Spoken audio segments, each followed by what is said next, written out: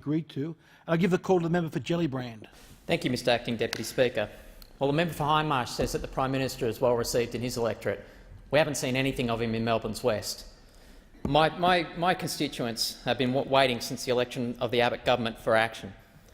Well, they've been left in limbo by the recent actions of the Abbott government. 2,500 workers at the Toyota plant in Altona have been waiting for over a month for answers on how they are going to provide for their families after Toyota's closure in 2016. Hundreds of workers who supply Toyota with component parts are waiting anxiously as well, to see if their government will introduce an innovation fund to bring new manufacturing firms to Melbourne's West, so their businesses will have enough work to continue operating. But the community that is most waiting with bated breath is the shipbuilding community, in particular the over 1,000 workers at the BAE Systems shipyard in Williamstown.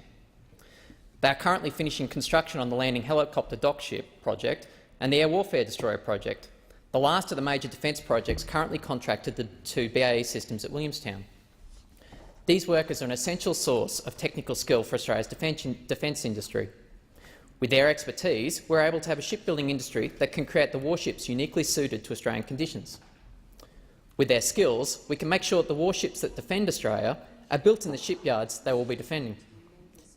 These skills are too valuable to waste, particularly when considering Australia's long-term defence needs. With the replacement of Australia's Armidale-class patrol boats, submarines and the future frigate project needed in the near future, there is plenty of shipbuilding work required by the Australian Navy. There are around 40 ships planned in the coming decades, but none of these contracts have yet been signed. No commitments by this government have been made, so the shipyards are left patiently waiting as the clock ticks closer to the completion of their current contracts. As we near this completion date, the shipyards can wait patiently no longer. For without these new defence contracts, the Williamstown shipyards will be forced to close. The much-talked-about Valley of Death for the Williamstown shipyards has now arrived. Without a decision by the Abbott government in a matter of weeks, over 1,000 skilled workers will lose their jobs. This future is no longer a hypothetical. This is reality. It was flagged initially by BAE Systems spokesman Simon Latta, who said, and I quote, "We need to make a decision about the long-term future of our naval shipbuilding business by the second quarter of the year," that's this year, "and work needs to be brought forward that will secure the medium and long-term future of the shipyards."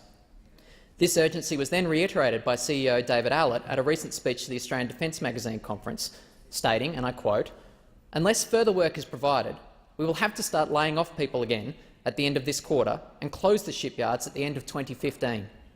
Time is of the essence." BAE Systems couldn't be sending a clearer message. They need the Abbott government to sign contracts by the end of this month.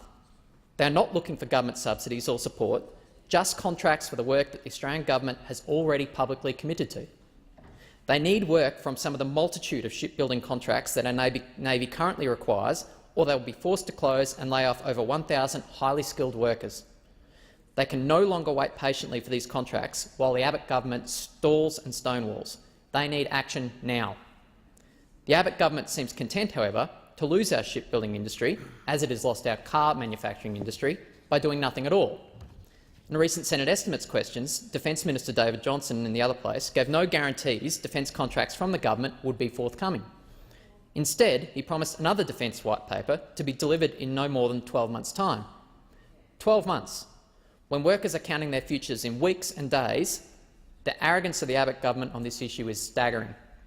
Moreover, Defence Minister Johnson stated openly that the likelihood of funding these projects was questionable. He stated, and I quote, "There is no money for these things. We have to rob Peter to pay Paul." This is despite the Abbott government's promise to increase defence spending to 2% of GDP in 10 years and their current acquisition of up to $3 billion of drones for maritime surveillance without blinking an eyelid. So it seems the shipyard workers are indeed waiting for Godot, waiting for an Abbott government who delivers these workers that will never arrive. The Abbott government needs to stop being an opposition party, willfully ignoring what it can't handle, and start being a government that stands up for the workers of Williamstown and Melbourne's West.